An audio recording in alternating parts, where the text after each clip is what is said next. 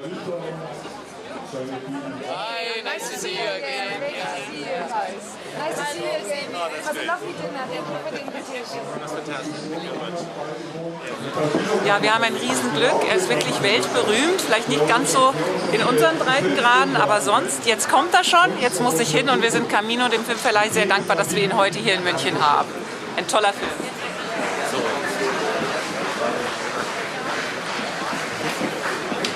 Bisher ist es allerdings so, dass ich selber einen Input wirklich, dass man nur mal so ein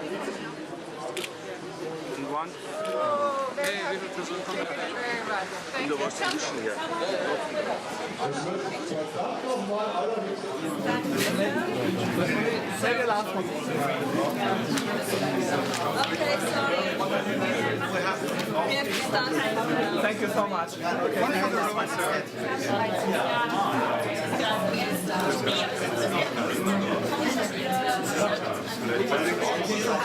Why did you take the chance to play this character? I think that initially I was not,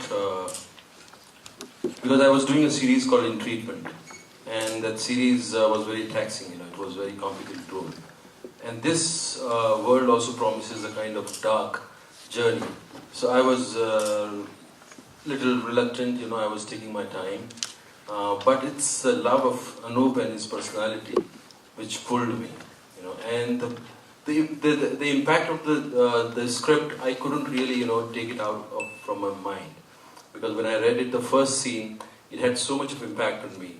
Like this guy who's carrying the burden of, his daughter-in-law, or it could be anything, which is diving in one well, coming out from another well, and he's just trying to share his experience, trying to look for his redemption, and this circle is going on and on and on.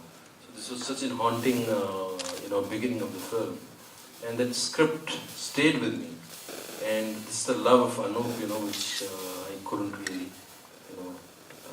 I was really fortunate. There is a desire for a son. While that might be the truth of, let's say, our societies, here it is in the context of a film. And in the film, I hope it says much. We were also lucky because we shot the film in the Punjab, close to the Pakistani border. And through luck, we found a village where when I entered it, I really felt I was going back 100 years. Not only were the bricks of the house as old as 75, 150 years, but the faces of the people reminded me of the face of my grandfather. The way they tied their turbans were very different from how the people were tying their turbans in other parts of the Punjab. And of course then there was this river down below, and the whole terrain. Everything came together. And I think it was just, we were very lucky. It was a kind of grace that we found this village, which was true, which was authentic, and then Tim brought his magic to it and really made it a part of the film.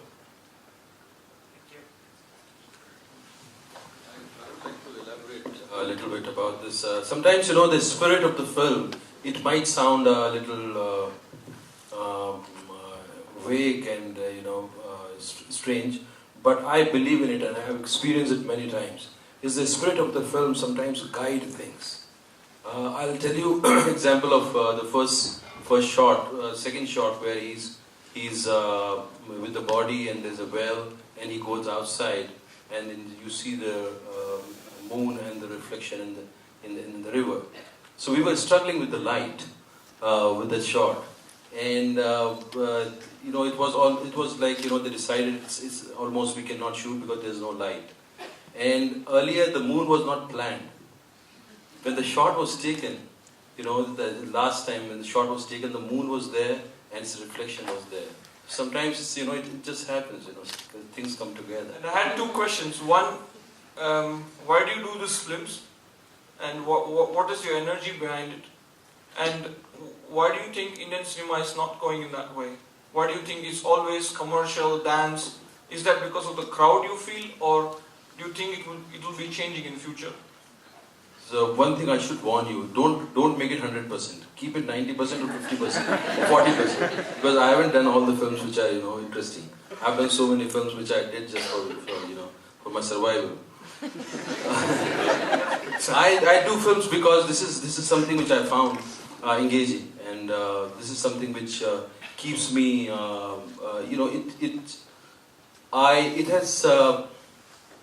I can evolve as a human being through this profession. This thing which is sharing of my experience with audience and making my experience your experience is something rare, which I couldn't find in any other field. I tried my hands in different field, but I was bored of them. This acting profession still keeps me engaged. Till the time it keeps me engaged, I'll keep doing it. And about the commercial film, see, most 90% of people, they want a kind of escape when they watch a film. So that's why those films are there, and they will always be there. But things are changing in India. There are interesting films which are coming up, and this is something very new thing which is happening with Lunchbox and this film, that is a collaboration of different countries coming together and making, different talent from different countries are coming together and making interesting stories. So, the hope is there. So, there's no fight between commercial cinema and interesting cinema. Everybody should find their space, and we are finding our space. My question is very simple. How much time you invested to learn this language, Punjabi?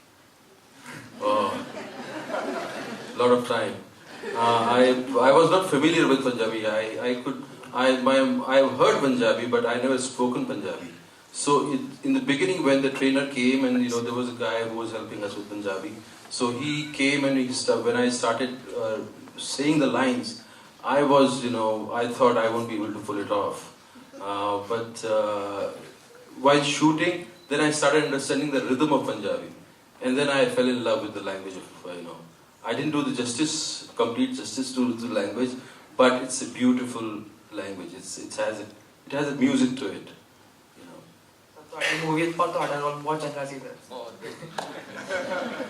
If I could just add to that, and I think what he says is really correct, that more than the language, he really found the music of the language. I would often hear him actually humming to himself rather than speaking the dialogues.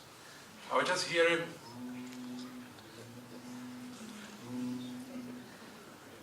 And it is that music that he brought to the film. These are interesting times where we don't need to really depend on one industry.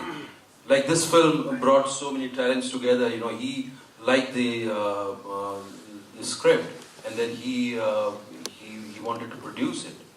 Suddenly a story about India, Indian director, a German producer wanted to produce it, and then all the talent from international, German industry and French industry coming together. So we found this audience which I never imagined that I'd be standing in Munich and talking to German audience about an Indian film. So things are changing, and we don't need to depend on one industry. We need to find audience which is all over the world. I would like, I'll speak English also. I'd just like to add what Irfan just pointed out is. I think it's also our responsibility as filmmakers to build audiences and to bring something new to our audiences. So this film, which has been a mystical journey of 8 years of Anup and me together, and countless journeys to find these locations, and a lot of hard work, for which I'm very thankful for everybody bringing the input that Irfan has just outlined, is actually a co-production between Germany and India, and Netherlands and France. And the film will be released in all these territories between July 10th is the release in Germany, and about 3 weeks later in Netherlands, and then in France, and then in India. So you can see we are looking at let's say global release window of 2.5 months, where one film with one story for different kinds of audiences in different nations will be released and will find its audience.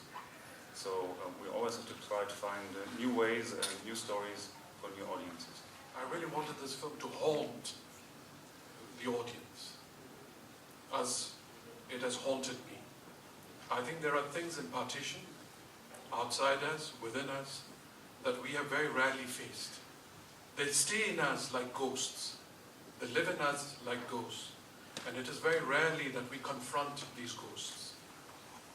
And I was hoping that with the supernatural ending, that the ghosts will continue to live in us. And we will finally be able to have a dialogue that we have not had before. Thank you. Could I just take a moment? Of course. Yeah. I would like to talk just a moment about Sebastian Edschmidt, who is the cinematographer of the film. You've seen the incredible work that he's brought. But there is something behind this. You know, I really feel that what Sebastian has done, he has given me his eyes. That is the greatest gift that any cinematographer can give to a director. That he gives you his eyes. And he takes your eyes. He looks through your eyes. And I'm very grateful for that. But what he did not give me is his soul. And I'm very, very pleased that he did not give me that. And he brought to the film, really, he brought to the film his spirit. And it is there for everyone to see. So that is something that I'll always celebrate and always be very grateful to Sebastian about.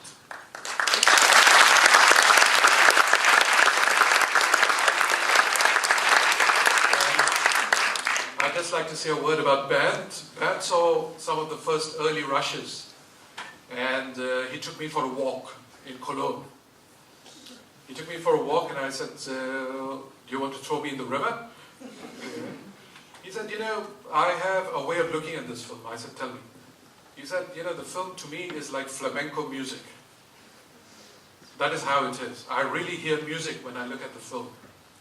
And I have to tell you that many a times when we were editing the film, we used flamenco music to cut it to. And for that, for the musicality of the film, for the melody of the film, thank you, Bernd.